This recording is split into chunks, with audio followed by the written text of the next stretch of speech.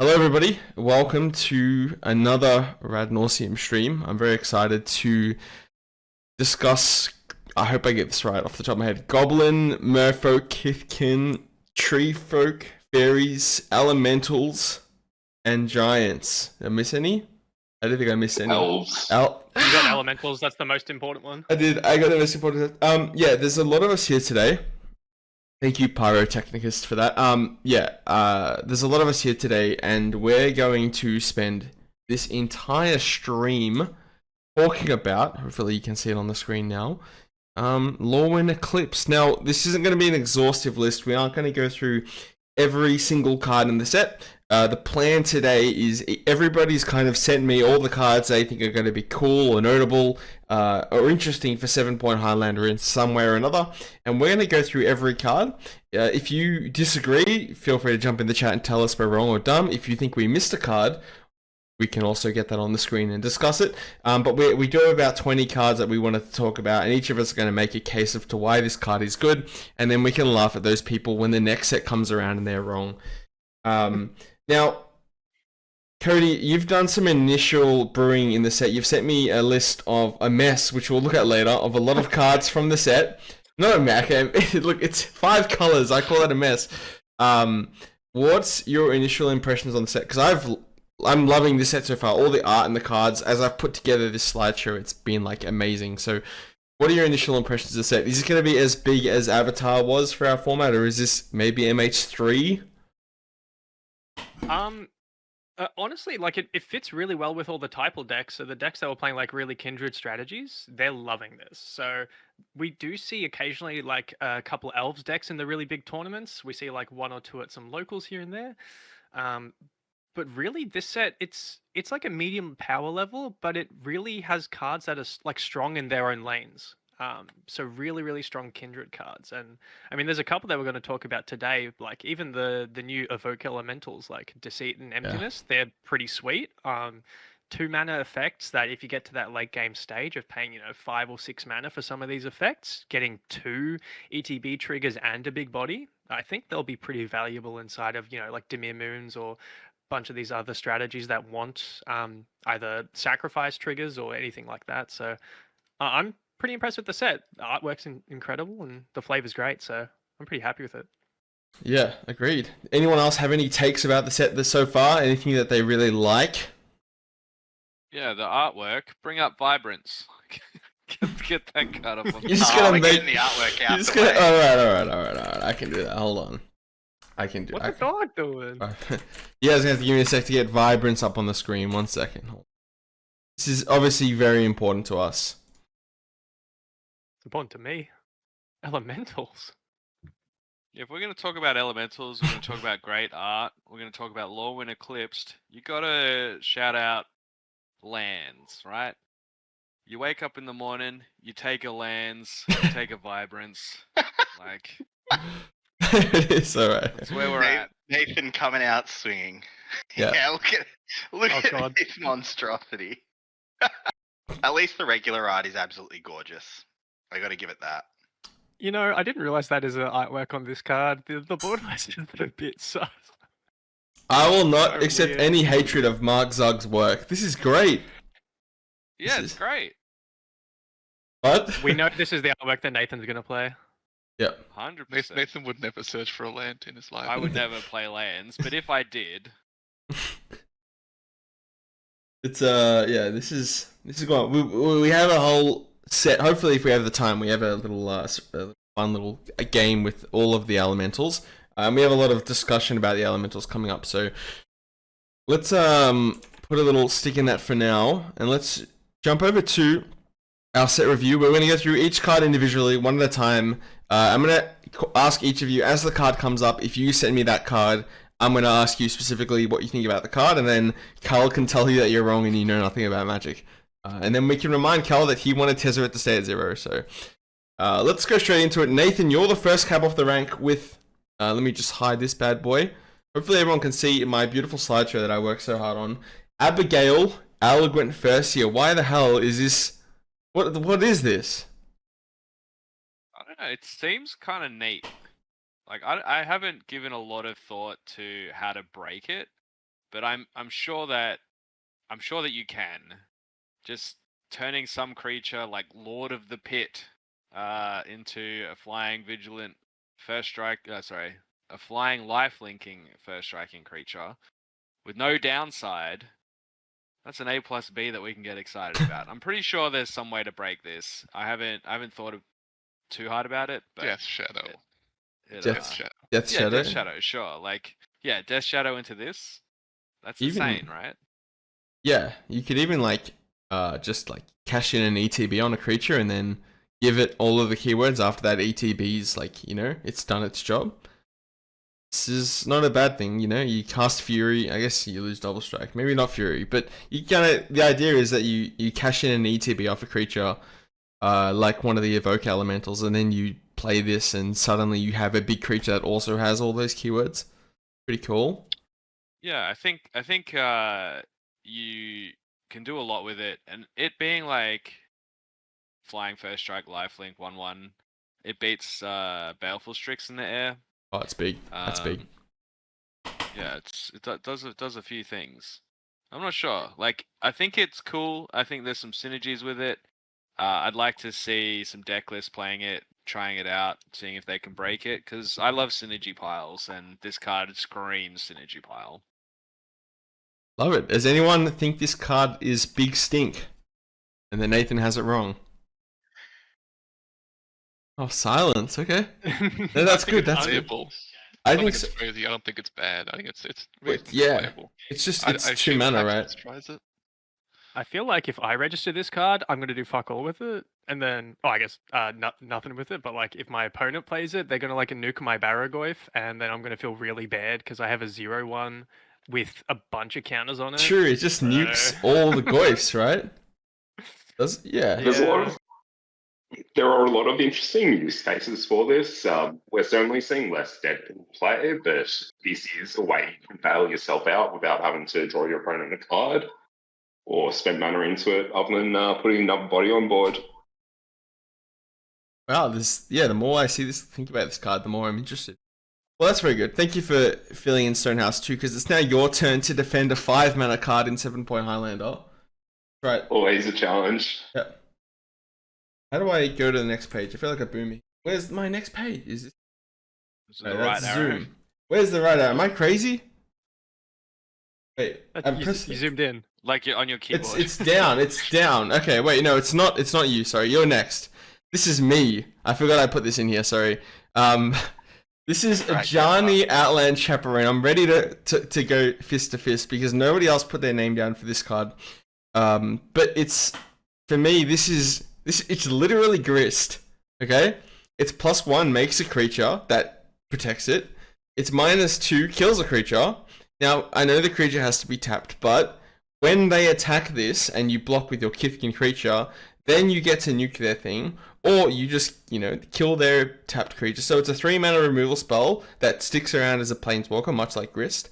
But then the -8, I know it's -8, but the -8 is win the game, essentially.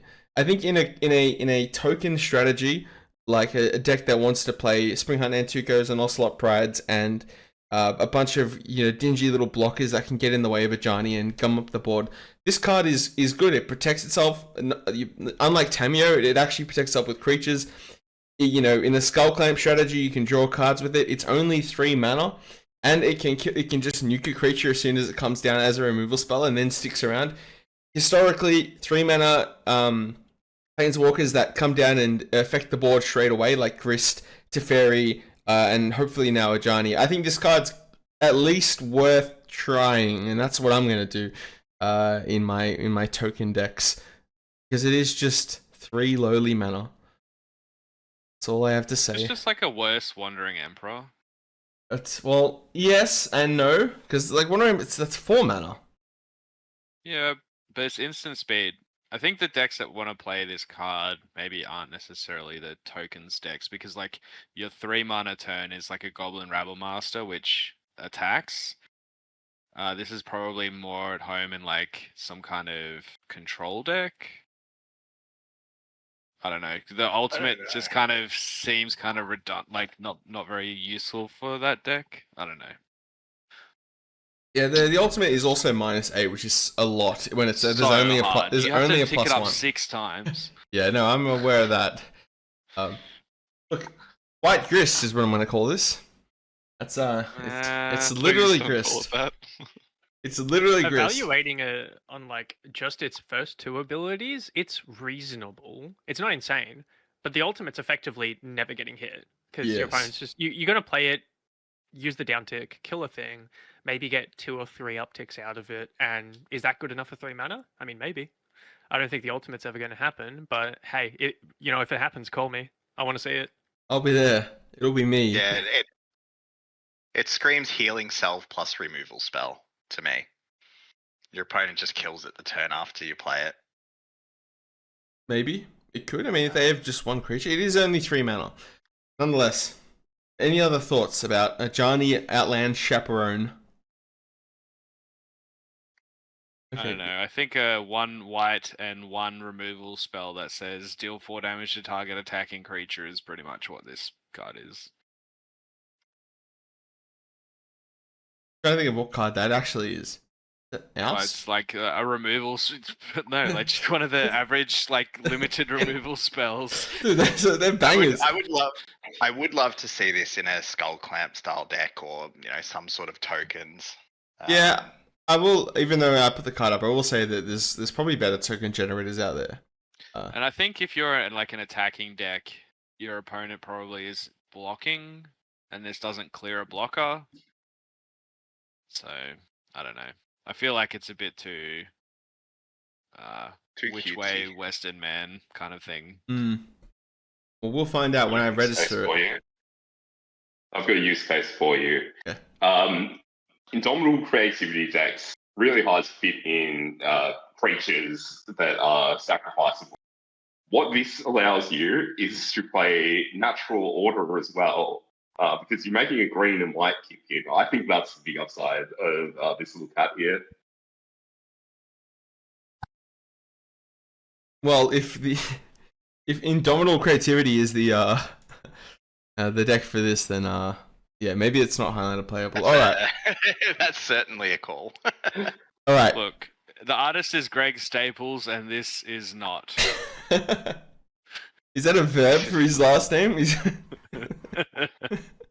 All right, Stonehouse. It's time for you to enter the ringer with this 5 mana 2-for-1. Carl is probably deeply invested in this. Why did you give us Ashling's Command?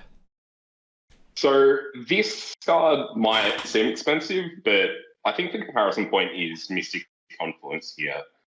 Most common mode that I see, at least, Mystic Confluence being cast for is to bounce 2 creatures and to draw yourself a card, or draw 2 cards, bounce a creature, something to that effect. Ashling's Command does a very similar job. As you can see, drawing 2 cards, bring it right onto it. I think the Pyroclasm effect here is quite useful. Being able to tie your card draw into your removal is very effective, especially if you're needing to clear more dense boards. But even if you're not needing to interact directly with your opponent, having the option to accumulate mana for later game plays, like your 4 feelings, or just holding up more interaction, I think is rather interesting. Notably as well, the elementals being what you can copy is probably quite relevant for a lot of decks that would be interested in this. Copying your Furies, even copying your Soldiers at instant speed opens up a lot of really interesting late game interaction points. You can cast this. Sorry, you can cast another instant, and then you can cast this and copy your Lutri, and then copy the other spell that you cast for like How much 8 mana do we mana or have? something. Unfortunately- Literally, it enters if you cast it. Oh, it's if Correct. yeah, okay, never mind. This card sucks, unplayable. Dual cast Unplayable. But you can copy this with Lutri to give yourself 3 Furies. That seems pretty good to me. Who's got 3 12? Who's Furies. got 12 power and toughness on the board? Besides the food deck. Sure, actually. Lands sometimes. Sometimes I've got 20. Yes, this Sometimes notably does not kill any. This does nothing against lands. I can draw you 2 out. I think if this was like 3 or 4 mana and didn't have like the treasure mode, maybe had like a mana leak, and was actually Mystic Confluence. Like, it's hard because one of the modes are copied elemental, and I just want to compare this to something. What's the one red blue? Flame of Anor. Like that Yeah. deals like similarly card draw stapled onto removal, and I know that this doesn't require a wizard, but wizards are very common, and it's just tough at 5 mana. Notably, it is a kindred card as well, so maybe that plays in with your Pyrogoid. Maybe Cody can tell us what kind of elementals you'd like to copy with this, because it can't be any of the new like evoke ones, because that just You're they don't right. need to be. So Muldrifter.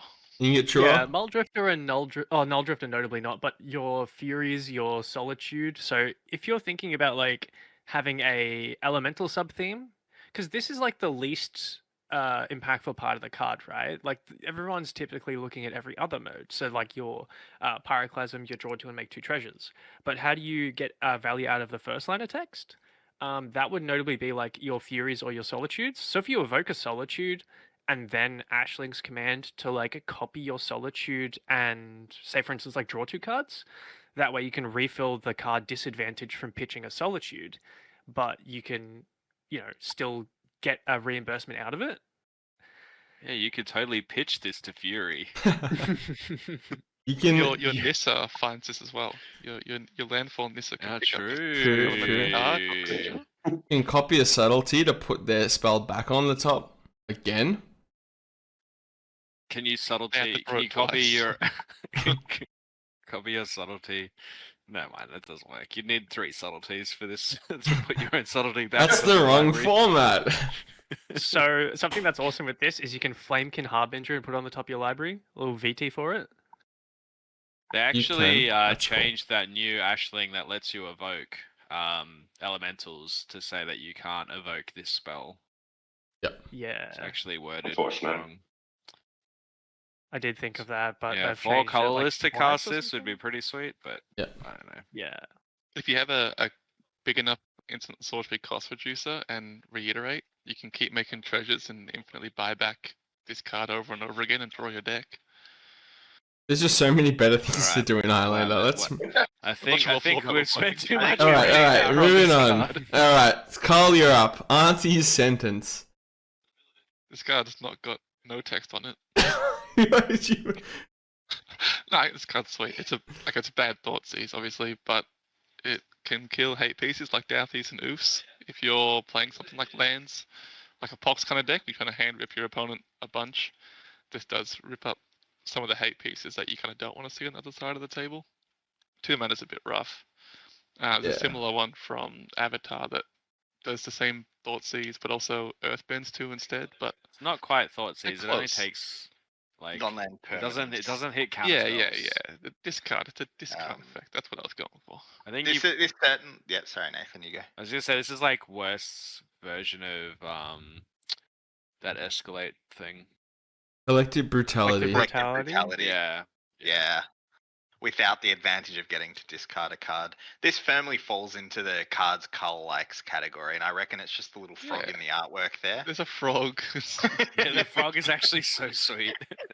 It kills Douthie and it's got a frog on it. Like I'm sold. If it was like, obviously it wouldn't be 2 mana, but if it was like, choose one or both, and it was, you may give a creature -2/-2, so you can maybe 2 for 1 them, but then that's like getting into not common territory. That would be a pretty pushed card. Yeah, we need some more text like Flame Vanilla, where it's if you control an XYZ, you can choose both these modes. And Yeah. it'd be really sweet, but it's close, but it's not close enough. Right. I think we're all in agreement. It's still cool. I like the art's really. Anyway, moving on to the next card. I added this one. This is Bitter Bloom Bearer. It's also in alphabetical order for those that are keeping up. This is just a flash Bitter Blossom. That's pretty much all it is. I think it's double black, so it's gonna see home mostly, and like Give Me a Moon decks, decks that want to play at flash speed. But this is cool. I think it's an interesting card. Bitter Blossom is obviously not playable, but this is a body that you can flash in the end step to then attack for 2 next turn, and it just continues to make more and more flying creatures, so it kind of breaks that race against the card itself losing you life, and it just makes bodies for you. So the turn it comes down, you attack with this, and then in the upkeep you make another blocker. It can gum up the board, block for you, attack for you, or just help you go wide. Once again, another card that you can use to skull clamp things, which is what I'm deeply interested in doing.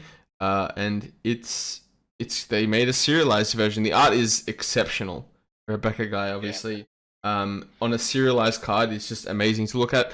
But I mean, I don't know if Fairies is a real deck, but I think a Flash Bitter Blossom that also attacks is gonna get played somewhere when it's only 2 mana. So yeah, I think this card's cool. I'm interested in it. Yeah, Becky G knocking the artwork out the park with this one. Yeah, there's not much else to say. It's definitely worth testing. One of the most powerful cards in this set, individually. Yeah, just like it's a flash creature, so you can hold up counterspell, orb flash this in, and then it like blocks everything forever. That doesn't have trample. It makes a lot of bodies. You can use those fairies for other things, and it's cool. Yeah, that's it. Anyone gonna sleeve this up?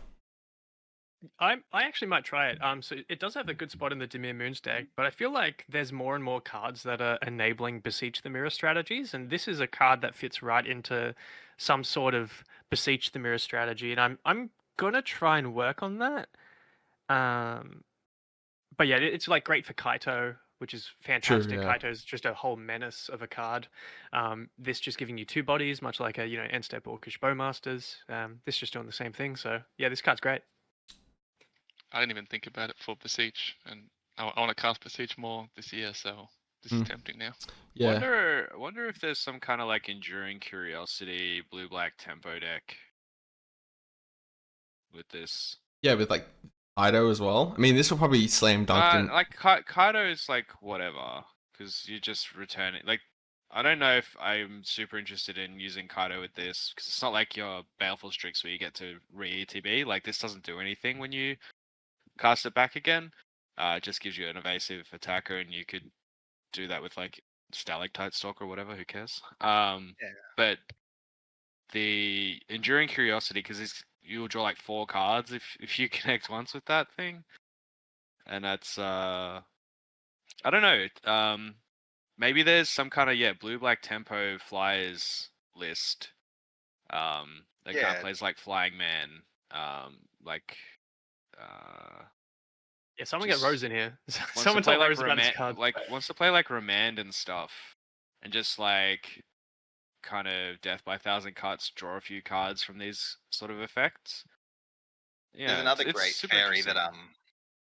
got spoiled as well. That's coming up soon that I recommended, which is basically Enduring Curiosity on a stick. Like you could play like Spell Stutter Sprite. Yeah. And then your Kaido would be like more interesting with that kind of card, but Oh yeah. I don't know. There's probably something. It seems interesting. I mean, yeah, just being able to hold up your counterspell, and then if they do something you don't care about, also having a threat, it's always a feels. So Yeah. And tempo deck. Not enough people play Enduring Curiosity. That card is like, when you read it, you realize you get a card for each creature, right? So it's like, this. Yeah, you flash this in, you make 2. You could draw 2 cards at least from the Curiosity. Yep. And that's, you're holding up counterspell the whole time, right? It's like you're playing against your combo opponent. You always can stop them. You feel comfy as, and then as soon as you land Curiosity, the game's over.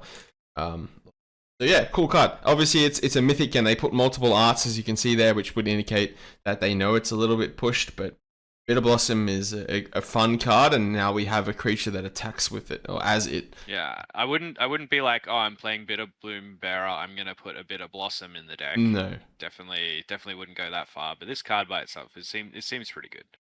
All right. Notably, double black's pretty hard for, for most decks to cast. Yeah, I think maybe might not see play in Grixis, but like blue black tempo, blue black moons, yeah, maybe. Let's jump down to. Okay, I added this one as well. I'm sorry, all my cards at the start. It is alphabetical, and I know everyone's gonna say this one's. We'll go through this one super quick. I think this card's cool because the back end says add X mana, where X is the number of creatures you control, other creatures. So it's not specifically a Gaia's Cradle, but it's pretty close to the Gaia's Cradle text. Also, notably, something I realized is when it flips into the white front side, that's when it makes the green and white Kithkin Sculpture, or when it enters. So it doesn't make it every time it flips. That would make it a little bit maybe more interesting. But I like Gaia's Cradle strategies. I like creatures that tap for a lot of mana. This is obviously going to go straight into any like Selesnya X deck that I play where I want to tap Gaia's Cradle and this. And yeah, I think it's cool. It's a legend. You can Carax it back. It flips. There's not some of the flip legends aren't really that interesting, but this one is like kind of cool. I just like how it's 3 mana, make 2 bodies, and then flip over and make extra mana the next turn. So turn 4, you're setting yourself up for multiple spells. If you've got like an Onslaught Pride or a Spring Hunt Antico in play as well, yeah, it's cool. This is the type of Magic I like to play. So I don't think the card is that playable, but I'm definitely gonna buy every version of it and play it in my decks because I like the Gaia's Cradle text. I think it's pretty close to Gaia's Cradle because it brings a body with it. So even though it doesn't count itself, it counts that. Yeah, so it's like the fact that it can make white mana is super interesting. Yeah, like for 4th Ilias? I don't know. Yeah, I'm not sure what, but like, yeah, the limitation on Gaia's Cradle is like that it's always green. Being able to get white mana, maybe that's more interesting. You could play that new one from Spider-Man that costs 5 white. Oh, the anti-venom heal on dude. Anti-venom, yeah. But yeah, so I think this is kind of interesting. If they do kill it, at least you get a body out of the deal. Yeah, I don't think it's unplayable. I think a very specific deck wants it. Yeah, notably again, the Kithkin being green and white, curving this into a natural order or something like that is very doable. It just turns that on. I love 2 bodies on 1 creature on ETB. That's like most of my decks. So this is gonna go straight in. The only time I'm getting 2 bodies on a creature is an Offspring Thundertrap Trainer, and I don't think I'm playing this in that deck. Yeah, well, another Trap Trainer or this, only one of them is playable. So, all right, let's move on.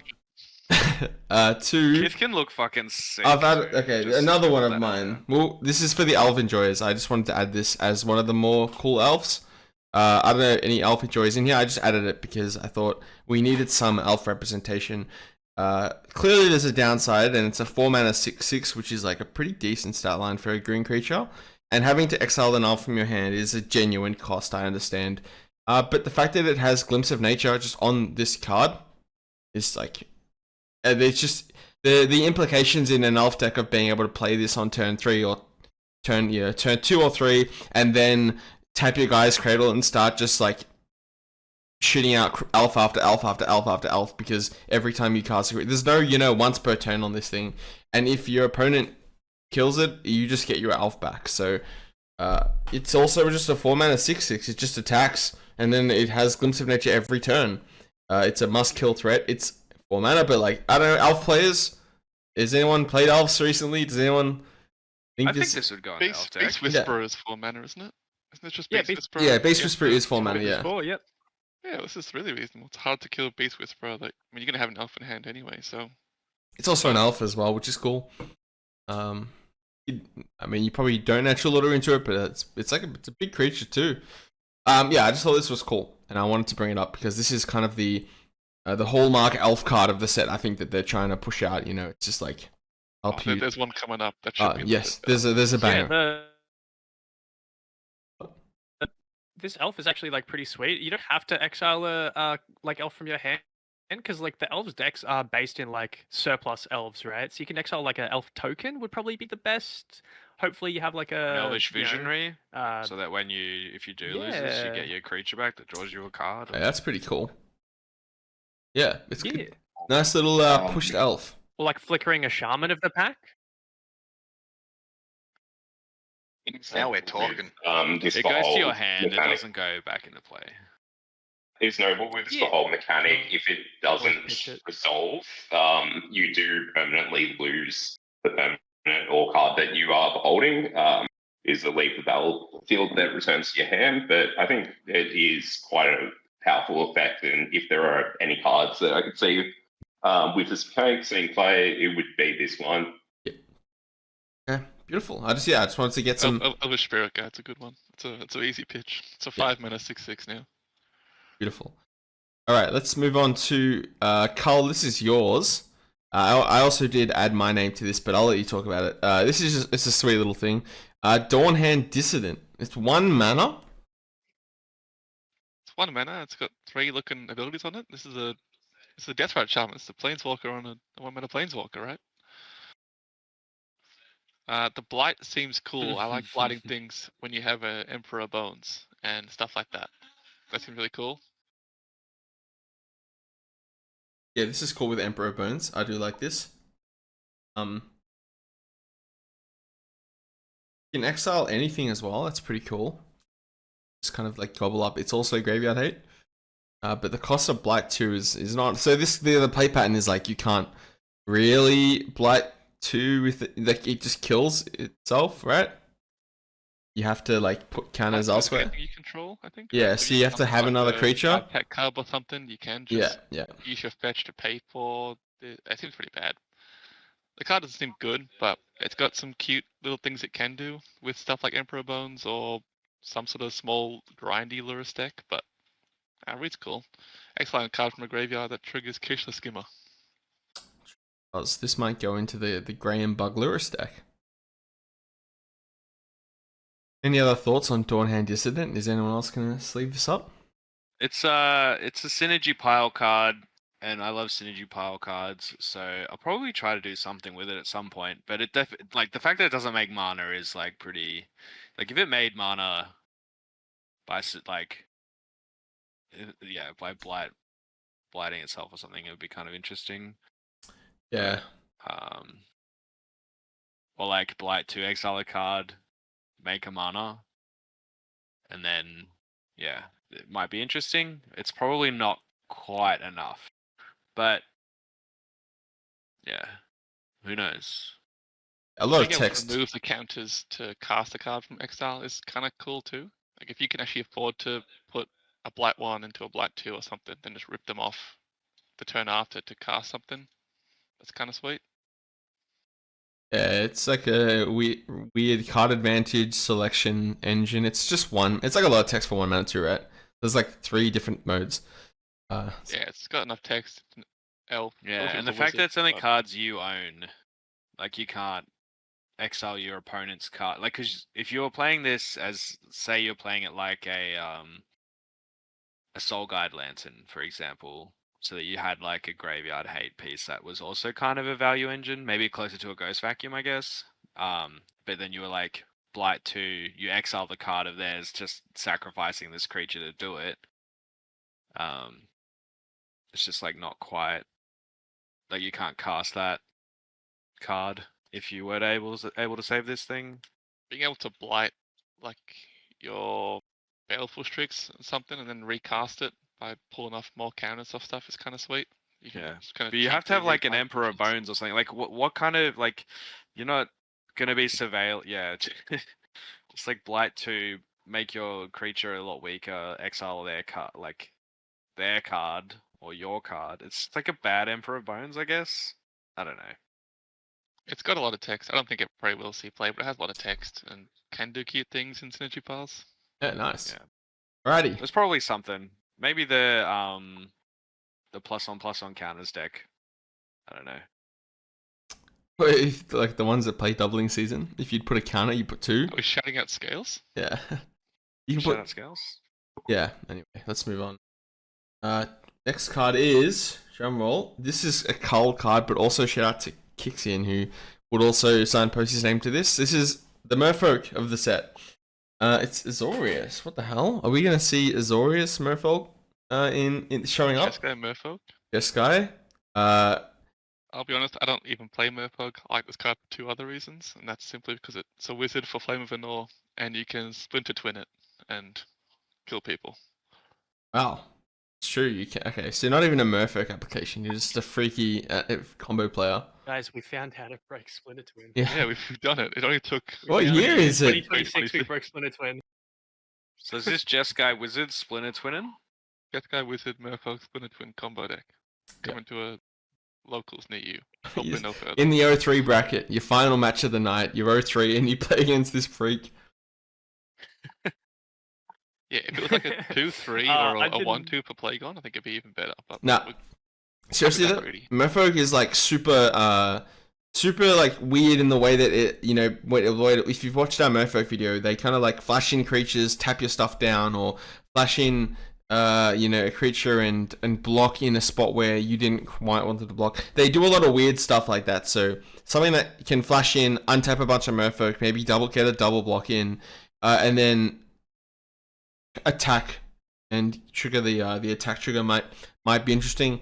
Merfolk usually kill you super fast. It's like a bit of an aggro deck or like a tempo aggro deck, so it's like interesting. It has flash, but yeah, being a wizard's really cool. I think Billy was You're playing. already in. Yeah, like, Billy was playing Azorius. red It's blue, kind of right? So nice. Yeah. So you have to kind of be wanting white already. But if you're doing Splinter Twin stuff, it costs 1 less than a Deceiver Exarch or a Pestamite. hmm. But I'm not sure if Merfolk's splashing white for this. There's a few new white Merfolk in the set though.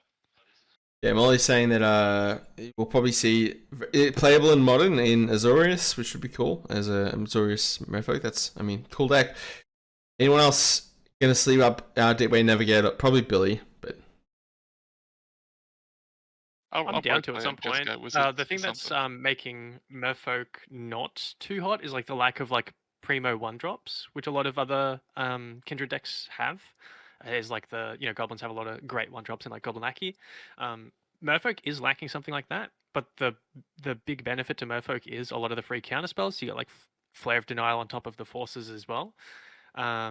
So you get a lot of these creatures that rely on critical mass and island walk, and then just backing that up with free counter spells is pretty good as well. So just being a bit tricky. Merfolk, it's even closer to being really good. It just needs a primo 1-drop, and I think it's insane. yeah. Catcher, Cozy's Maybe Trickster, Manta Riders. we need more than that. Manta Riders. You're just going through Billy's Mox deck. No, I just Scryfold 1-drop. You don't like. There was a Merfolk. 1-drop Do you need- Merfolk from this do you set, need- no? There is. We'll get to it. It is in the list, which we can talk about. Also, you could just play Mox Merfolk, and then you don't need 1-drops. So, Real. Checkmate. All right, moving down to another Merfolk. This one is a lot more mana than one. I think this was you, Nathan. Disruptor of Currents. Hell yeah! This is a wizard. It's a wizard, baby. It's not quite Venser. I don't know. I think there's probably some kind of like harmonic prodigy angle with this thing. Having Convoke and Flash, it's like super interesting. I'm not sure how many creatures we can get to. It probably is just worse Venser. But it's something that I thought like if you were playing like a mono blue tempo kind of thing, it's just sort of flashing in the end step, tapping if you can't get in with some of your creatures or something and bouncing their thing, and then keep going. I don't know. It seemed kind of interesting.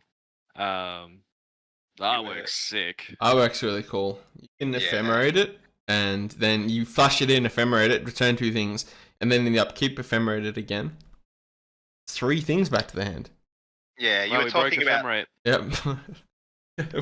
you were talking about synergy piles earlier, Nathan. And this card just looks like it's screaming for synergy.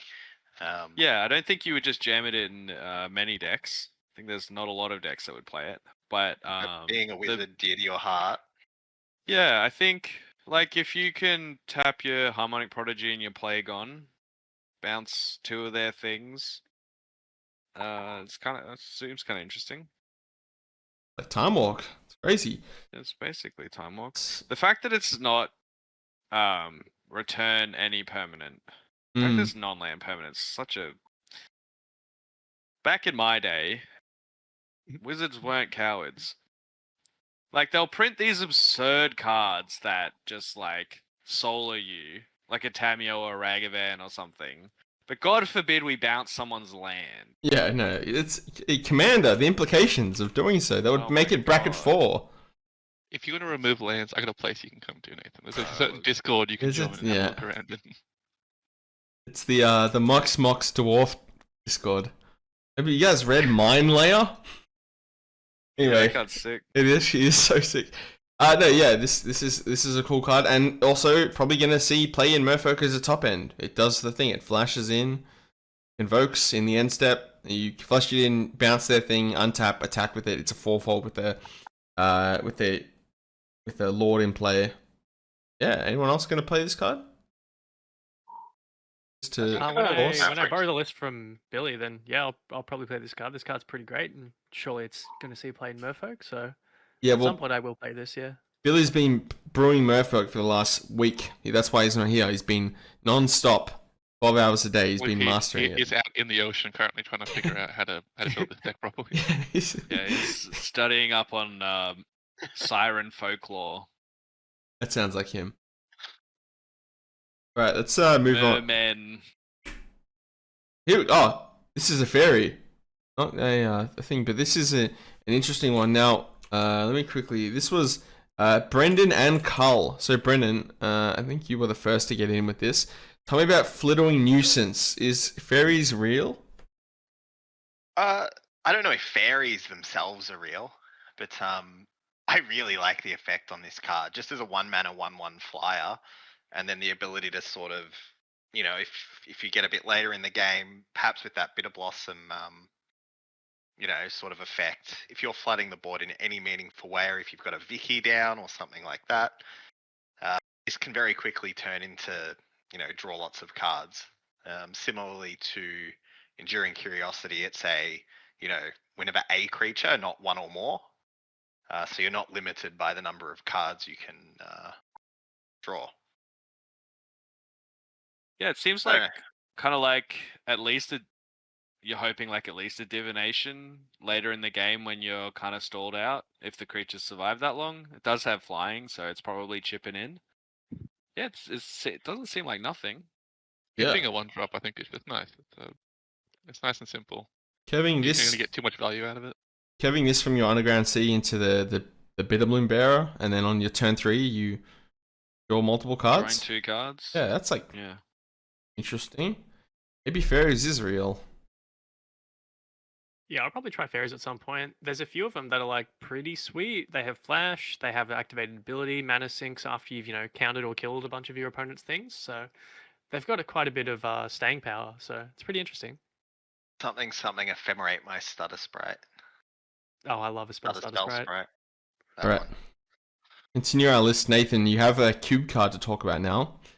It's John Emmanuel Scott. Duprat, the world champion card. Formidable speaker.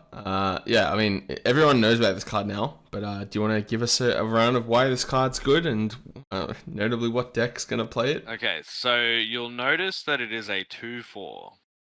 This is important. The fact that it has more toughness than power is very important for the walks list. Everything else is irrelevant. The untap another permanent, who cares? Discard a card, search for a creature, who cares? We're just... you could search for the Plagon, I guess, if you don't already have it. But no. So I think this will go in quite a number of decks. Like, it's a discard outlet for, like, I don't know, if you have a Brainstorm in your hand, you could, like, play this, discard your fatty, search your Metamorphosis Fanatic, cast Brainstorm, and, like, I don't know, do some shenanigans. But, yeah, it's like it fits perfectly in the Walks deck because it does so many things for that deck. Memes aside, it finds you your creature combo to kill, like obviously finds Spellseeker. Any deck that's playing like pointed creatures, you can turn like you draw this sort of later in the game if you have a land in your hand, it turns that into a creature. If you can like failure it or ephemerate it, you could potentially turn like junk in your hand into real cards. Does a lot, and that's but I think it's probably even better in like the Nadu decks and stuff, right? Yeah. Because you can untap your It's guy's just cradle. crazy in Nadu. Yeah, like I haven't thought about it in the context of anything other than Walks at the moment, but I imagine it goes in a lot of things. Graham was saying that he wants a couple of them at least for Legacy, so it's seeing play in other formats is probably a good sign that it's going to be a good one. I think it's probably at its best in the Nadu deck in our format, but even better, if you're playing Time Vault, this can find your Tribute Mage and untap your Time Vault. Then you're playing green in your Time Vault list. Is that a good color for Time Vault? I mean, not currently, but it means Yeah. your Shifting Woodlands gets to be a one-card win You have con to with play your Vault. Kiora's follower, which is a Merfolk. I think Nadu Time Vault is a deck that I've seen in Melbourne. Yes, it is. I'm undefeated on that deck, I believe. 2 matches. I think this is also good for the Flash Nadu deck. So it being able to find Hulk or it being able to find Spellseeker to get the Flash, I think both are quite reasonable as well. It's if you're playing pointed creatures, much like y'all was saying, it's just fantastic. So yeah, I think it's going to be fantastic for the Flash Hulk deck. Yep. It fits in really well. And it's the best elf in the set. The elves get something. Besides the other one we saw. Yeah, it's a slam dunk in food where it untaps both Tilion Academy and Guy's Cradle. So that's pretty neat. You can also untap your Candelabra and allow you to spin them both again. So Untap your Urza Saga and make more. You can Robo. untap Tough Cookie. Hey, what? Tough Cookie doesn't tap to do. It's just a tap. Yeah, when Okay. you're attacking and blocking, you give me a creature vigilance, buddy. Holy! Slices and dices. This card's OP. Alright, moving on. This card's great. I agree. Formidable Speaker, yeah, very cool. I'm excited to see it in every vintage cube for the next 10, 15 years. Sure. Brendan, this is your card. CDH players hating this one. Mate, the Squelcher. The art is so sick. Yeah, the alt art, I am definitely. I love in this with style. the Like, you guys were hyped about the Rebecca Guy one earlier, but I think the version of this for the Bitter Blossom thing looked way cooler. Yeah, Matt Forsyth, and I don't know who the other artist is, kicking it out the park. This whole set has so much great artwork in it. Yeah, really good set. I'm so excited. On the card itself, I feel like it's definitely more attuned to an aggressive deck. But I could also see it in something like, I don't know, Storm or something. Maybe not. But having all your spells uncounterable is a very powerful effect. Yeah, I mean, it's also notably a goblin. It's 2 mana 2/2 that is a goblin that makes other goblins like you don't want to. You kind of want to trade with this. You don't want to pay 2 life to kill a different goblin. It kind of sucks to do that, and you know it protects your recruiter pile as well. You know, sometimes you have a counter spell and they play the Hexing Sculpture first, and they start going through their pile, and there's nothing you can do to stop it. Unless you have exactly the removal spell for this, which means you don't have the removal spell for the recruiter at the end of the pile to stop the final search for Sling Gang Lieutenant. So, yeah, cool card. Goblin players really happy about this. The Goblin Gang, shout out the Goblin Gang. They are. As soon as this was revealed, it was over. That I would like to believe that chat on Facebook blew up. Anyone else gonna sleeve this up? I think like aggro, maybe. Yeah, it gives me big Eidolon of Revels vibes. Like, and I really want Eidolon of Revels to be a playable card. I love those decks where you're very closely calculating up to 20 life to, eke every inch out of the card. Sorry, Dan. You were I saying. lost to Iron I'm Man very recently. interested in this card in a deck like Blue Moon. Being able to curve this into your Blood Moon turn 2 into turn 3, I think is very compelling. If you're forcing your opponent to spend their mana dealing with this card that's going to take you out of the game, or your ability to interact on later turns, can often mean they don't have the mana available to interact with your Blood Moon. That's just going to lock them out of the game straight away. Wait until the Hot and Moldy Discord find out about this card. Emergency Hot and Moldy meeting at the corner of the room, guys. But, yeah, no, card's banger, and yeah, shout out to Jordan who said it would be good in Rakdos. So yeah, the same as Stonehouse. So curving this as a must kill threat into making sure your Blue Moon or your Blood Moon sticks is really cool. And it's a goblin. Just a reminder, it does all the goblin things. All right. Let's jump ahead. In the sake of time, I added this one. This is it's 5 mana, so it's just so much mana. This is a commander card, right? This is a commander card, absolutely. But I don't know. Me and Brooksy are going to be the only people that ever sleeve this card up, and I'm going to have a lot of fun when I resolve it and then do the thing. You know, it's like when you have cards like Spring Highlander and Tuco. What's it called? That 3 Stride Hanger Automaton, those things that just make bodies without having to do anything else. A card like this gets super interesting, but it makes the creature as well, so it's just a +1/+1 to everything, but it also, if you were able to make a body or two with like a fetch land, suddenly you have a very potent overrun effect that just wins the game on the spot. I think it's probably the weakest card that I chose. I know it's not good. I just wanted to talk about. You'd pick a Johnny.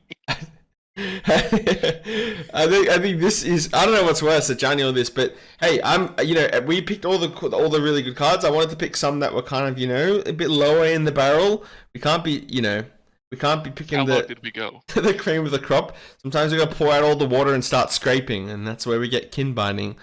This card's kind of sweet. I'm a fan.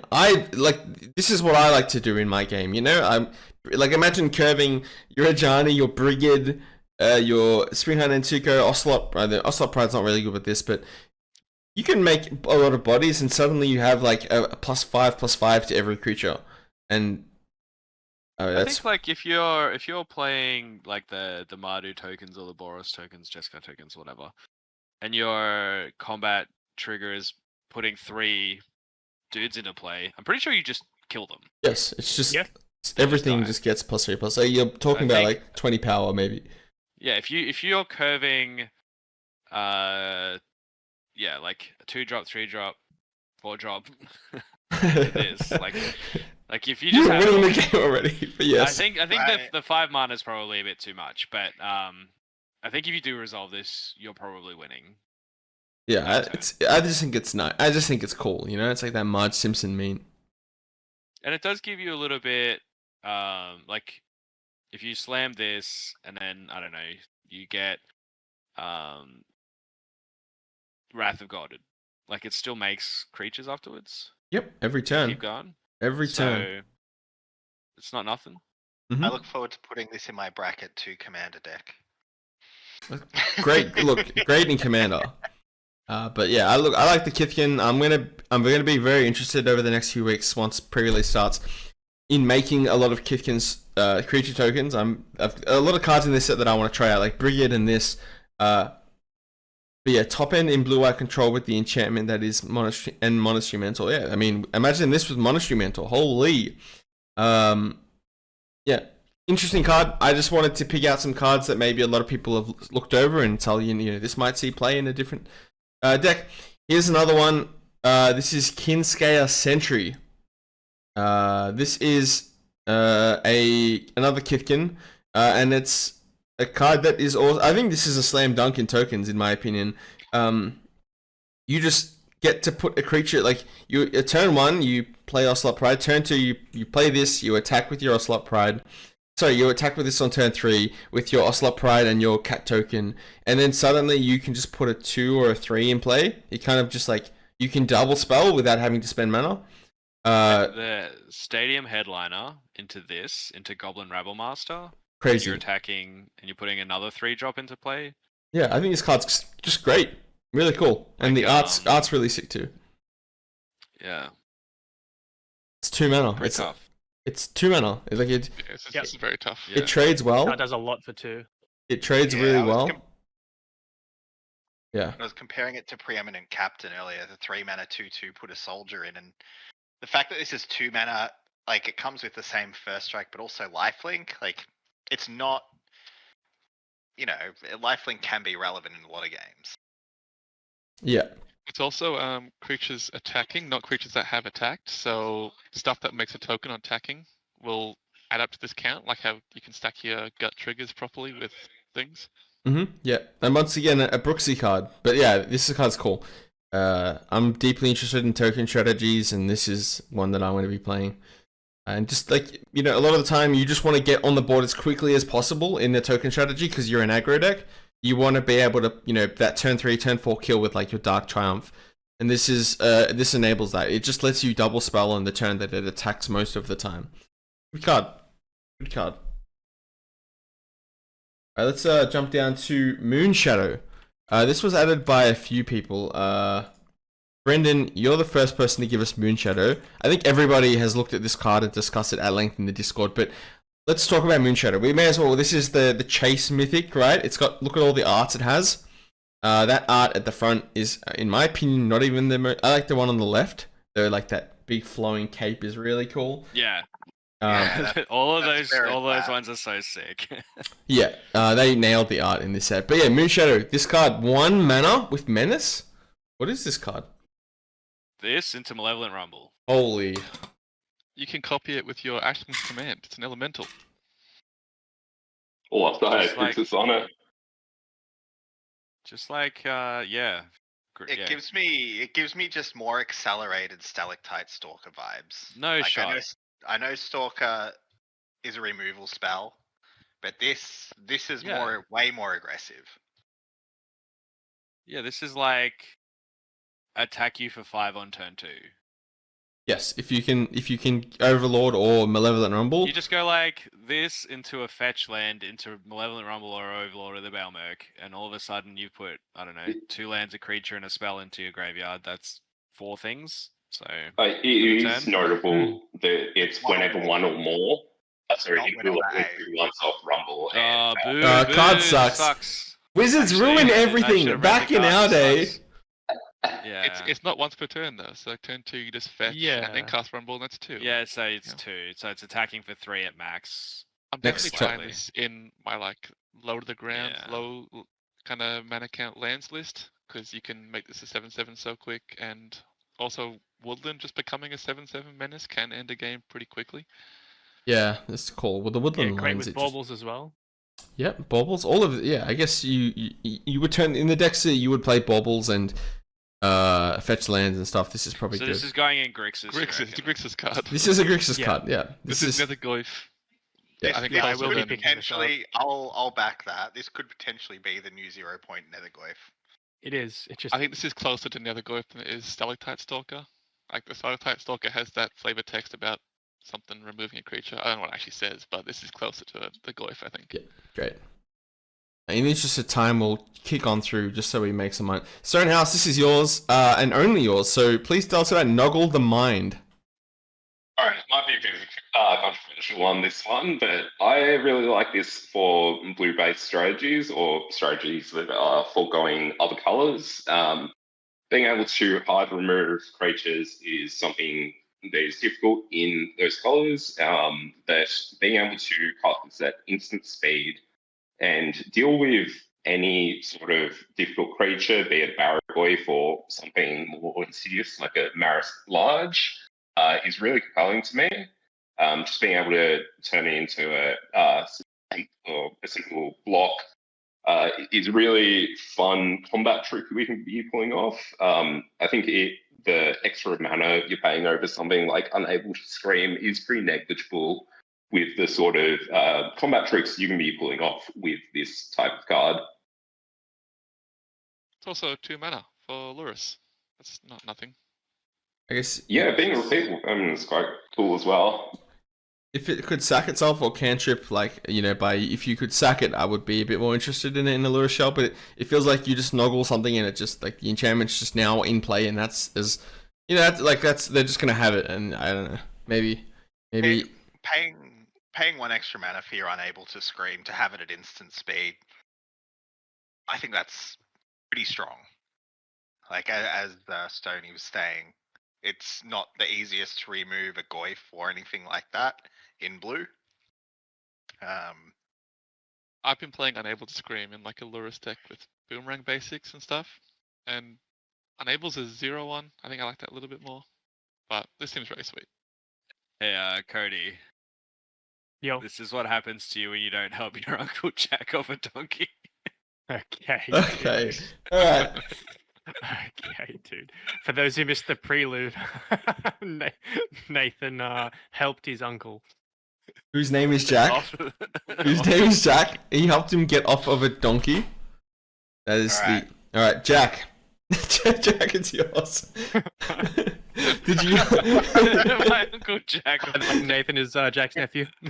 Jack, are you gonna be reaping a willow? What are you gonna do with this card? Alright, this card actually probably isn't playable at all, but it removes 2 counters from Emperor Bones and then returns another creature. That's kind of sick. Yeah, it's like Creature. repeatable unearth. It's got really cool art. Wait. I like. Wait, it says remove 2 counters from this creature. Not Oh, Emperor. All right. Scrap it. Scrap it. Alright, Alright. we can edit this one out when we. All right. No, upload it's it to YouTube. It's cool Alright. art. It is cool art, Art's yes. Art's very cool. Nathan, 2 mana legendary creature with flash, that saves a This thing. card's sick. Yeah, this card looks great. So you can like ETB and then persist the creature you're like neoforming or potting or sacrificing to some other thing. I think that's pretty cool. Like if you have cards like Felia in the deck, you're able to you could attack in with Felia after play this, put it on your Felia, attack in with the Felia, flicker something else, and you can just kind of use it to keep getting through with the Felia. Just this kind of card is like super interesting. This one actually. This one actually works with the bones. Emperor Bones. Yeah, I think this card could Why does the 2 legitimately drop go the into 4 drop? like the black white taxes list and stuff. Yeah, It's got. I think it's got legs. if you just crack us this every turn, it just makes removal like it's like a Mother of Runes kind of. It protects creatures. It Yeah. flashes It's in. got flash, which is insane. No, I'm a big fan of so this. yeah, like you block with a creature you want to have another ETB, or like your Baleful Strix or whatever. Like I could see playing this in walks. Yes, I could see that I too. think Even like I think it's got something. you could persist a Pitched Solitude. Pretty cool. Yep. And you just get it's yours. You have it now. It's a 2/1, but you can remove that counter. It removes 2 things. Yep, that's better than a 2/1. Yeah, cool card. And cool to see that Reese, the Reese the Redeemed, Reese the Othermore. It's cool. Little storyline going on. Brendan, this is your choice of card, and a land enchantment. Yeah, look, I thought about my Enchantress opponent from the other day, and I don't know, this card just stood out as an extra type of that effect. Who knows? I very much doubt the making something a color is relevant. I don't know what sort of The vivid stuff, right? So this is green and whatever land color you yeah, pick. with like a bloom tender. Yeah. It adds 2 colors there. So who knows? I don't Natural think Molar Fetch and make it green, and then natural order it. Okay. But that's You- true. that's Now we've all got a legal. Soup. That's the all fact legal. that they're already playing Fertile Ground. I don't know. This just strikes me as another copy of Fertile Ground. Yeah, like And the they're Wolf already Willow they're already Haven type running stuff. the Wolf Willow Haven. Yeah, they're running Yeah. all of those effects. You can protect So- your land creatures from snuff out. Yeah, true. Oh, Yeah, I know. that's certainly a play. Yeah, it triggers yeah. Argothian Enchantress. I see the line. Just can another get good Jones good involved as ramp well with her enchantment. boss. So does the Noggle the Mind also. All right. Oh, here we go. This is a baby from the Commander set, which you know means it's going to be pushed. The Reaper King No More. Nathan, tell me about. This card's sick. Casting up a workshop? How are you casting this? Well, It's Jund mana. You could cast up 2 workshops. It seems like just so like -1/-1 to 2 creatures, like you kill their dog, whatever, and you get it under your control. If you have ways of putting -1/-1 counters on other things, you're able to sort of get a bit of value there. It's just like for 3 mana, it seems to do a lot, but it's not actually 3 mana. It's 6, so you can neoform this into a Traxxas.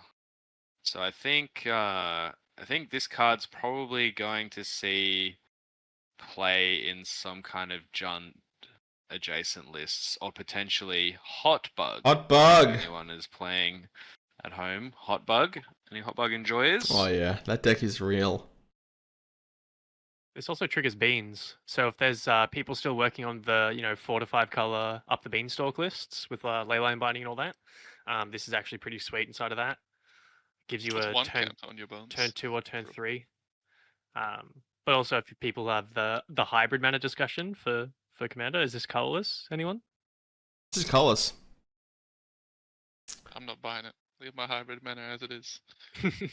I think this card is a good card, but the neoform interaction with the Traxxas kind of pushes it over the line.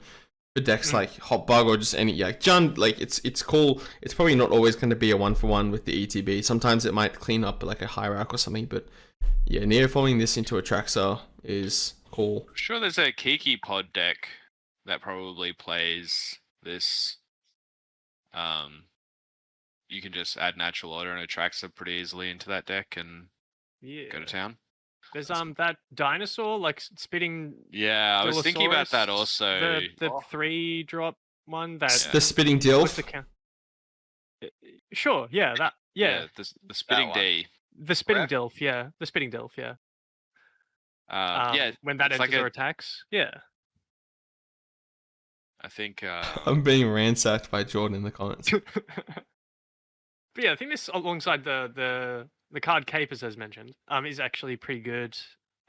Getting you to reanimate your opponent's stuff, killing dorks. Jund matchups like to get that extra value, so this is pretty great. And then yeah, the neoform interaction is actually really sick. Yeah. and if your opponent, if you are attacking with like a Psychic Frog or something, and you play this because we're playing Hot Bug, that's what we're curving the Psychic Frog into this, and you put a -1/-1 counter on their creature, they sort of are forced between like 2 bad decisions.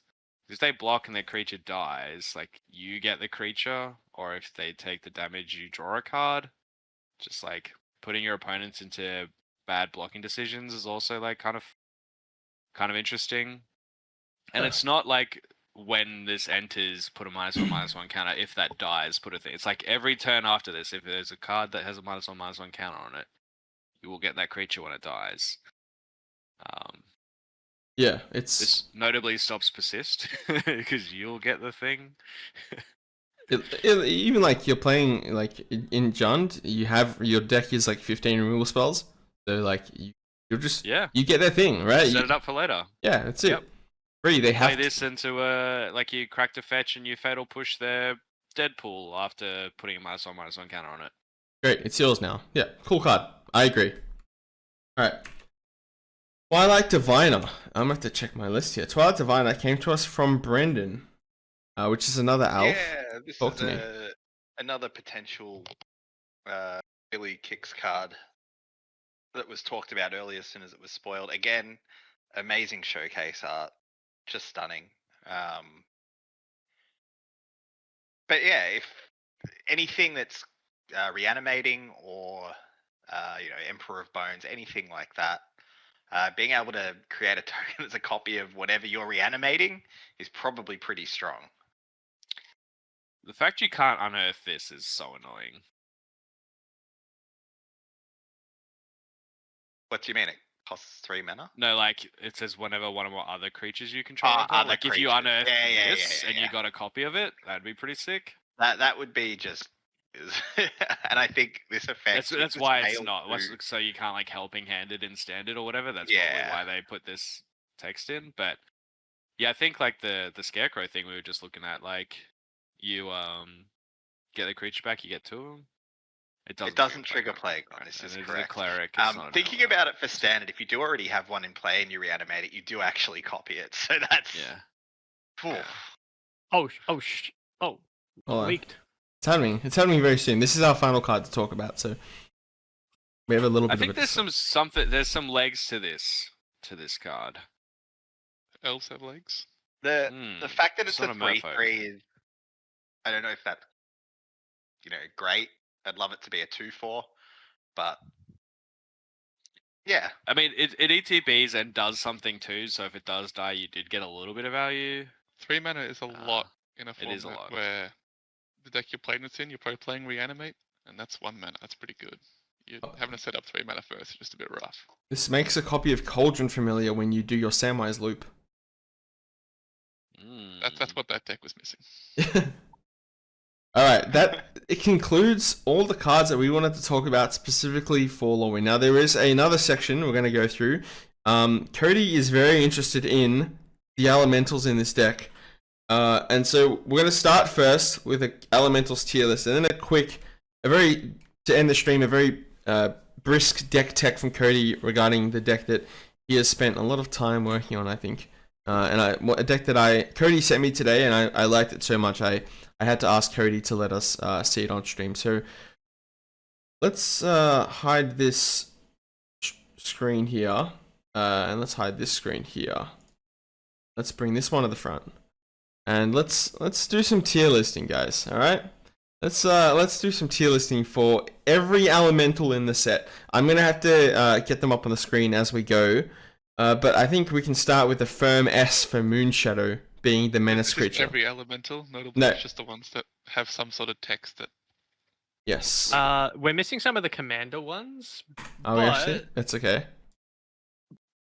There's one that I will add that is pretty sweet. It's Flame Braider. Flame Braider, is that right? Yeah, Flame Braider, all one word. Flame And that's about Braider. it. Alright, well let's look at this and put this somewhere. I can add it in if you'd like. Nah, it's okay. This where are you at? If we're putting our Moonshadow at S, it's a mana dork that makes 2 mana? Yeah, so elementals, they have now 3 dorks that tap to add 2 mana. 3 2-drop dorks now. So you have on turn 3, you'll have access to 5 mana with a land drop, which means you can skip right ahead to 5 mana for your, turn 3 hardcast Furies, turn 3 Solitudes, Shriekmaws, Muldrifters, all that good stuff. Yeah. So you can even play an Omnath, Locus of Creation off of this and the 2 lands, and then play your fetch land and crack it, go to 9 mana on turn 3. So there's a lot of work that can be done with the 2-drop double mana dorks, or like soul dorks, if you want to call them that. These are pretty great. I'm not going to say they're S or A tier, but in the Kindred elemental decks, they're like the best cards to see in your opening hand. I mean, it also, I think the interaction with this is the fact that they're supposed to pay for the evoke cost for the elementals that are in the set. The ones that, because it adds that 2 mana to evoke on the following turn, but it can also be a dork later in the game to maybe pay that cost, or if you're like not in the colors of your elemental but you still want to play the elemental because 2 of the colors are good, this can be the other side of it. if you're playing Vibrance but your deck doesn't have green in it in your draft environment, you can tap this for the green to pay for it, so you can get that green ETB from it. I mean, we don't have it on the tier list, but I'd probably put it, maybe it's a C, maybe it's a B. Cody, you're the expert of elementals. Does anyone... It's like firmly in B or C, maybe B for elementals. Yeah, but besides that, Moonshadow was goated. That thing is Moonshadow is crazy. hardest. Yeah. Now let's talk about Ashling Rekindled. This is a creature with two sides. So when it enters or transforms, you may discard a card. If you do, so you get a Rummage. And then the next turn, so your next main phase, you get to flip it into Ashling Rhinebound, which it adds 2 mana. It's another one of those Soul Dorks. And you can only cast spells with 4 mana or greater, so it's probably trying to pay for those evoke creatures again. I'll also get this art up too. Where are we placing Ashling? I think because it also gets the Rummage, it's so much better than the Smoke Braider. There's also one from years ago called Fire Braider. There's one called Smoke Braider from years ago. So now there's 3 dorks. I think this one is a solid B. I might put all of the 2 mana dorks in B. Does anyone know what card this is? I've never seen this card in my life. We That's just talked about the- oh, that's the That's command. The Ashling's Command is okay. It's done. Yeah, all right. Oh, so it's in S tier, right, Stoney? Yeah, this is an easy S team. People play Mystic Confluence, they'll play this. I'm Alright. sure of it. What about the red-white one? What's that called again? Catharsis. Oh my god, Catharsis. Catharsis makes some creatures and then gives +1/+1 and haste. It's 6 mana. It's a lot, but the evoke is interesting. I do like that it makes 2 creatures for double white. It's like a raise the alarm. A red but letter on, it's not nothing, but if you you kind of want to give haste if you have other stuff on the boards. You're not doing it turn 2, 3, Look at 4. that artwork. I'll get the other artwork too. If you do get to cast this though, it is pretty sick. But yeah, it's a huge if. You get an Yeah, the attack fact for that- 8 the turn it comes in, at minimum. Yeah, Yeah. Holy the shit, fact is that a it not snail? haste. yeah. Yeah. It's a snail, but it dude. gives haste. It's like it's funny that it's a snail that makes Kithian and gives haste. Very weirdly flavorful. I don't know. It's cool. I think this is probably in the stronger pile. Even like for the limited environment, this is like kind of crazy. I think this is like if this is in your Boros limited deck, you're probably gonna win a lot of games. So I'm kind of leaning towards a higher, like an A or a B. Is this a Highlander tier list? Nah, I think this is just We're just elemental rating in all of general. them, to be honest. I mean, if it's just like it's art, it's an S for It's- art. Maybe we'll put it in B. But anyone I don't say know. that It's Turbo? it's not that good. Yeah. What about Deceit? I love this one. The art is exceptional yet again. Yo. You're so grumpy. Okay. Bouncer thing or Thoughtseize? 6 Having- mana for both. 6 mana, 5/5 bouncer thing in the Thoughtseize is pretty decent. Having the modality. Oh my god, the modality in this set. It's a can- Nathan word. Totality. It's no The threat of effects charm. are not exactly worth 2 mana, but having the modality of it and then also both effects on the 6 drop. Yeah. I think it's just a B. It's not crazy, but if you ever get to the 6, it's very good. This card seems very reasonable in a lot of like type blue-black decks. I'm a big fan of it. The art is obviously exceptional. But yeah, I agree with B. I think I'm placing in there, and the other art is pretty cool too. It's like a bit, you can see more of its body. It's a bit cooler. But yeah, that's gonna go there. This one is Emptiness, which I know this was one of the first Evoke creatures that was leaked, and we got to see this really cool art here. Yeah, this This one's fantastic. this one's good. I think this one's pretty cool. This I one like- might be the best of the Evoke Elementals of the set. This one can make your Emperor Bones have no counters again. There we go. We've done it. Okay, it does do that. Nope. Actually, it doesn't reset it. It gives it 1/-1 counter. It's also it picks up a creature, and it's pretty sweet with the Yeah. white. So, I mean, this is cool. This is my number 2 slot out of the 5 Evoke ones. I feel like this might be a This one's firm great. A if we're giving these other ones, and I think we have another Yeah. firm A here in what's its Wait, name did we again? not talk about Vibrance before? No, we're about to in the Well, tier that should list. be on our list. Should be on our set review. This card's cracked. All right, tell us about this card, Carl, because this is a lands card is card. Slam dunk in land. It's ridiculous. It's a second copy of Sylvan Scrying that can't be I Like, don't know how much Elpist. lands wants to do 3 damage to things. They're never casting the red side. This is this is going in Golgari lands, dude. This is going in just every land this is deck Sylvan besides Scrying that What, you John lands? Sylvan. There is Jund lands as well. There's also Gruul lands, but this is just mostly Sylvan Scrying that you can pick up off of Once Upon a Time or Malevolent Rumble. You can pick this card up off of those. Elpist, Yeah. and it, we can't stand scolding it. It's a big body. The double green is Later. obviously a cost, but Double green. It's not it costs more than Sylvan Scrying, but it's not ridiculous. Like it's Yeah. still a second copy of Sylvan Scrying that gets around those things, gains you 2 life. That's flavor text really, but if you're in red, it's not nothing that gets you out of a Magus of the Moon.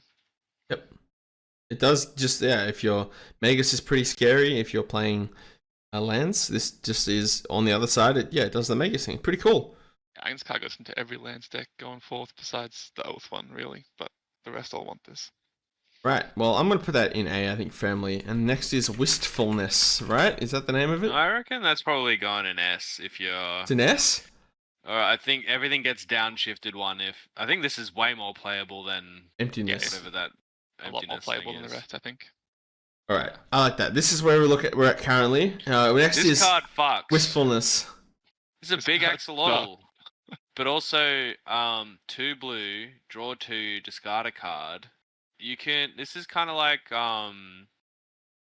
you can reanimate it. It's like just a 6/5 that drew you 2 cards. Doesn't trigger You could play also pitch another thing that you want. I think this is playable in like the blue-black reanimator stuff.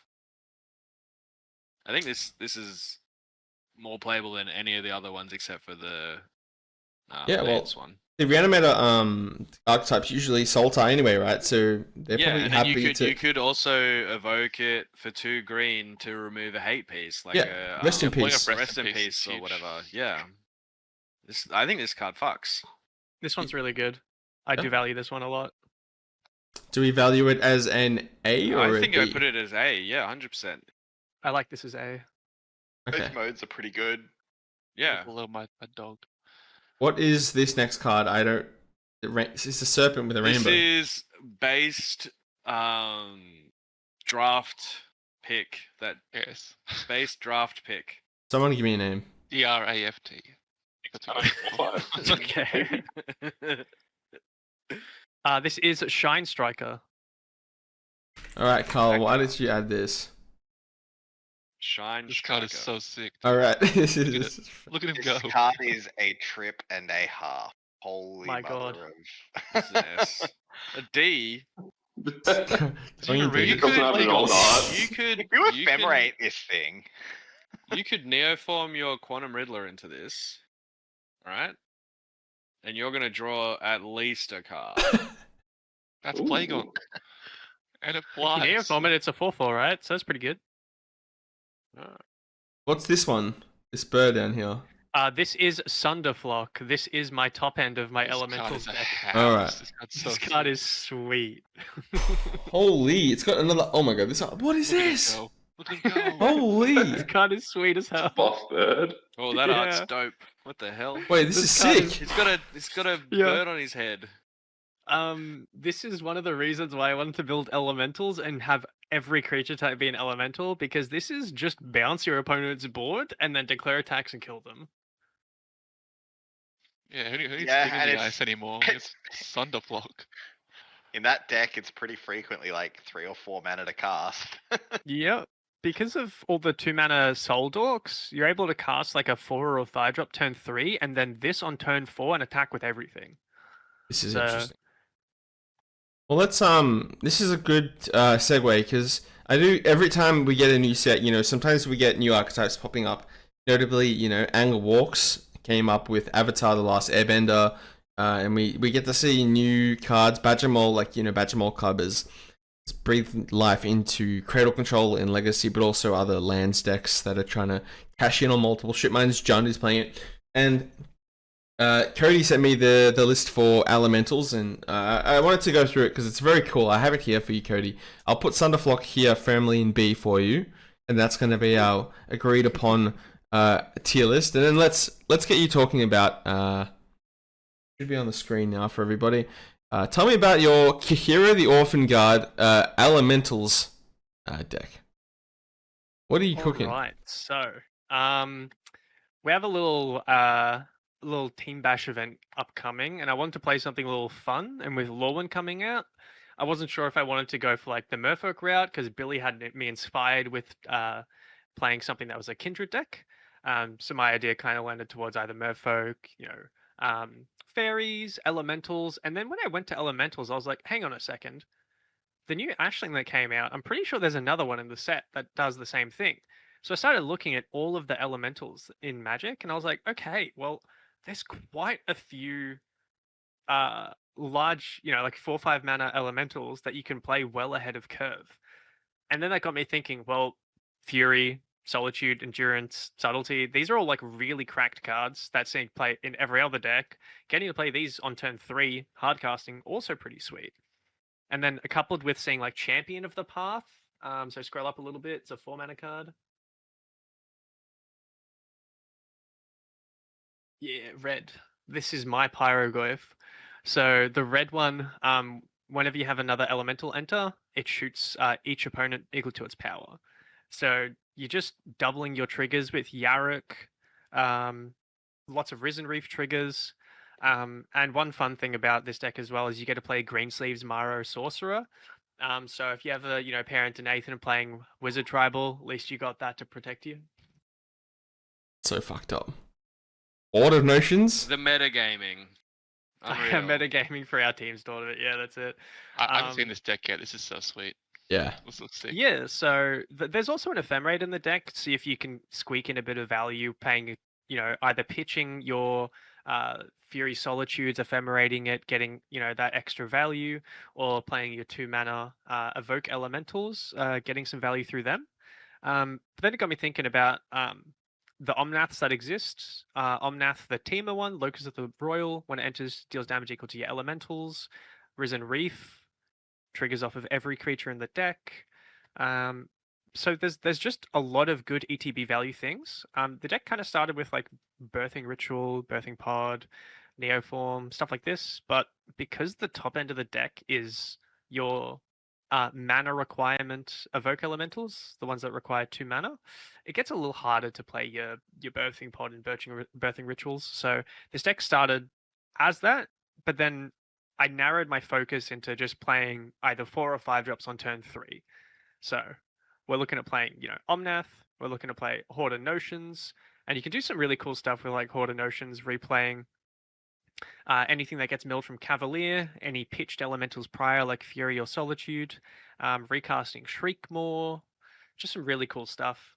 So I just want to cast some elementals, and I took some inspiration from Volti's Humans deck that they played towards the end of last year, I think it was, where they were playing all of the Typer lands. So I went through their list and I looked at all the Typer lands that exist for Kindred, and then we got some new ones that came out, like Abundant Countryside, Eclipsed Realms. So we get quite a few of the 5-color creature type lands to support this strategy as well. So I'm just pretty excited to cast like, Anima, Pitcher, Solitude, discount my next spell by a mana, play my Risen Reef and just keep triggering it. So this deck looks sweet. And then most of the sideboard's just elementals as well. Like Wispmare and, Foundation Breaker. And there's some odd ones like Awful Snout as well. That Ashling's card's Command. weird. There's Ashling's Command sitting at the side for the moment because I want to play it, but the card's so bad. Thraben Charm. Oh, That's fucking good, dude. This deck is sick. The Is this Thraben deck Charm. playing Nissa to find a random elemental, or is that just not worth it? Because you're playing Kahira, you can't really play Nissa. Oh yes, the cat's here.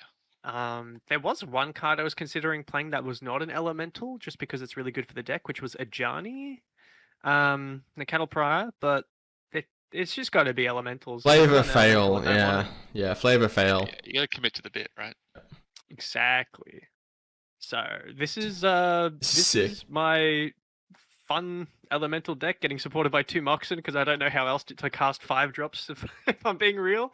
So yeah, pretty excited to play. Like, you Yeah, the Flamekin Harbinger, the 1-drop, it allows you to find any of your 2-mana mana dorks for turn 2 very easily, which is great. And then there's also Soulbright Seeker, the other 1-drop too.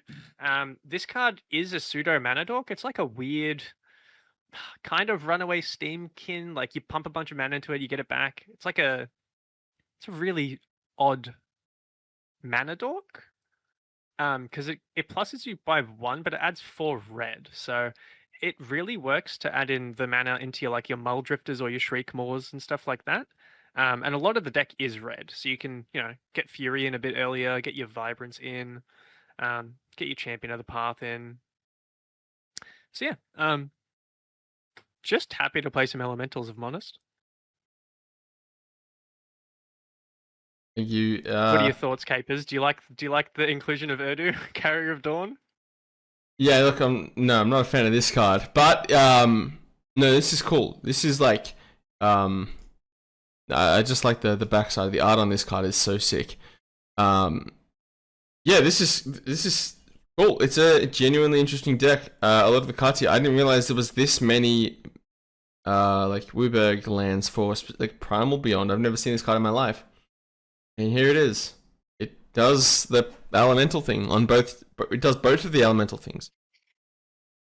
Yeah, pretty sweet that we get all these lands to support elementals. The Shapeshifter one as well. It's pretty great. The Abundant Countryside is like a better version of Ancient Ziggurat because that one only casts creature spells, whereas this one has the colorless first mana ability, and then you can create some Shapeshifters later on to trigger some of the elemental synergies of like Risen Reef or Champion of the Path. So yeah, pretty sweet. I am very excited to fight you on this deck. I'm gonna have to bring something just as cool, because yeah, this is sweet. Flame King Harbinger just being like a goach. Like, these effects are really good in like goblins, so I can't see why it wouldn't be amazing. You can just like ephemerate this and then go get Fury, pitch Fury, in your end step, pitch Fury, and then also go get something else. I don't know. That's cool. Yeah, there's the synergy with Ephemerate and Harbinger is great when you have a Risen Reef in play because you can stack the triggers that way. So you can Ephemerate your Harbinger, put the Fury on top, and then resolve the Risen Reef trigger to put the Fury in your hand, and then you can pitch cast it afterwards. Then Fury will enter, trigger Risen Reef again, and then you draw another card or put a land into play. So there's a lot of cool things. Yep, I love Voice of Resurgence as well as a fair Maverick player. Yeah, no, very cool. Very cool, interesting deck, and I highly recommend if you're interested in the deck, hassle Cody on Discord and maybe proxy it up, play against your friends, and let us know if how it goes. I think this deck actually looks very like so many new cards, which is maybe a sign that the deck might have legs or is a bit unexplored, which is cool. So get your testing in now before CanCon. Yeah, you got to be. Is Grixis ready for this? Is Grixis prepared? Who knows? They're not prepared for Sunderflock. No one is. No, I mean, yeah, this card. Alright, well, I think that's going to conclude our stream for today. We've gone through every single card in Lorwyn that we think is interesting or cool. The elementals were a big part of the deck, so being able to see a new deck that has the elementals in it, thanks Cody, as well as our beautiful elemental tier list is exactly how I wanted to approach this stream. So for those that are watching live, thank you for watching us and supporting us on Twitch. It means a lot. We obviously now we're Twitch affiliates, which means your follows go a long ways. You can also subscribe and donate, but obviously I don't think you need to. Just follow the channel, subscribe on YouTube. That's all we really want. And just, yeah, we'll see you guys. I feel like this was a pretty sweet thing to do, and you're going to see this video on YouTube as well, so give it some love. And hopefully we can do this every single pre-release for every set that comes out. I think the in-universe stuff is going to be the most interesting stuff, but yeah, big shout out to Cody and Cull as well. Thanks for joining us, Cody, and bringing your deck. And then obviously shout out Cull naturally. And shout out to all the other guys. Thank you for coming and joining me for our Rad Nauseam stream. I love when the whole gang gets together to talk Magic. We get to do some interesting stuff. So yeah, we're gonna leave it there. Thanks a lot, guys.